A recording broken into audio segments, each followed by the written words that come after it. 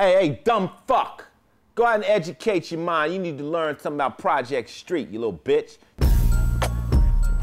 You choose to be a skateboarder and it's your lifestyle. It's bigger than just like your hobby, you know, like once you become a skater, you're a skater.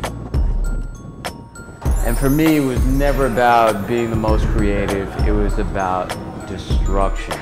It was about rage. It was about bring down the system.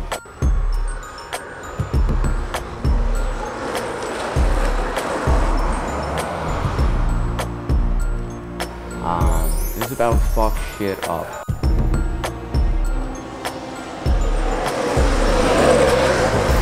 It's such a big part of my life that I just, it's like eating and sleeping for me because I always seem to be doing something related to it. Project Street, what? Project Street. Project Street. Project Street. It's Project Street. Project Street, don't trip.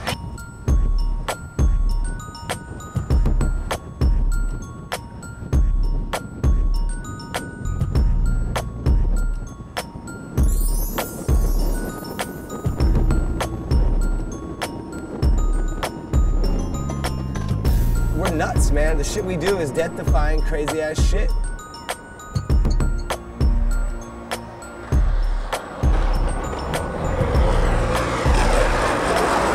became some of the best skaters as we started getting real big in skateboarding. You started noticing, like, I think it helped other people get into skateboarding that weren't in it before because they saw the way, like, we were the same as they were.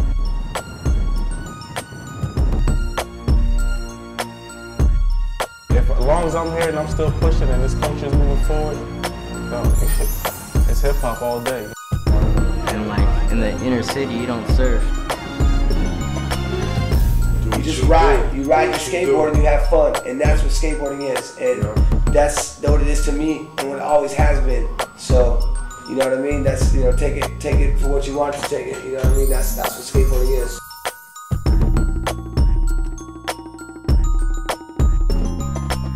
But yeah, but like, you know, skateboarding and music and, you know, it's just like a culture and a lifestyle, just like breakdancing or graffiti or DJing or producing a beat or rapping on it, you know, whatever it is, it's just all like, you know, just a creation of what we're doing. It's just all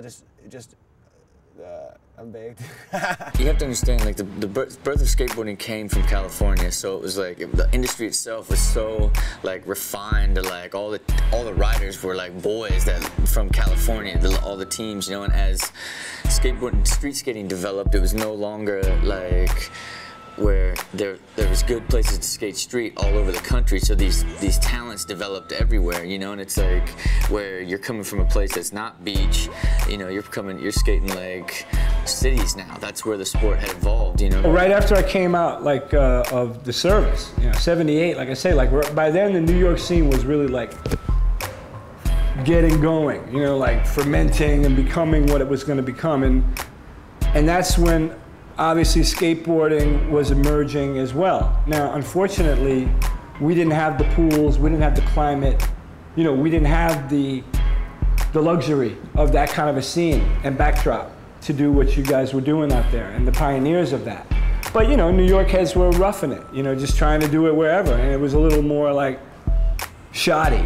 When streets first started happening, obviously there was cats like Gonzalez, you know, Christian was still in there, man, he was doing his thing. And then Harry, Jumanji, man, he left New York City and went to California. And I tell you, when he came back, it was like two different fucking skaters, man. He started like, you know, everybody was ollieing up onto things, but Homeboy was like the first dude I saw doing like frontside 50-50s across things and then ollieing out of them and then like 180 ollieing out of stuff. I was like, where the fuck planet did this guy just come off of? Because the reality of it was there was no parks in the 80s, like, because of the insurance reasons. So that's when skateboarding really refined itself, because there was nowhere left to do it but these urban plazas, and like it adapted to the environment, which led to what modern street skating is today out of necessity, because there was nowhere to do it. Now that skateboarding is like, we like are always venturing off, looking for new spots. That brought us to the streets all over the place. Whether you're in Beverly Hills or you're in like Compton. The danger factor of being in the streets, you know, didn't really bother us because we lived there. If the white and the black kids truthfully hadn't have got it together in the 90s and found a common ground, we'd have been at each other's throats. When I first started skateboarding, it was all about punk rock. You know what I'm saying? I started in like 92 or something like that, you know what I'm saying? And then like, I would get the videos and I would play the videos at my crib, and my mom would, you know what I'm saying, be like, oh, so turn that shit down or don't play the videos at all. So we basically turned the skate videos down to turn on what we was playing as far as hip hop. So we put our own hip hop to the videos back then when I was like 10 or 11.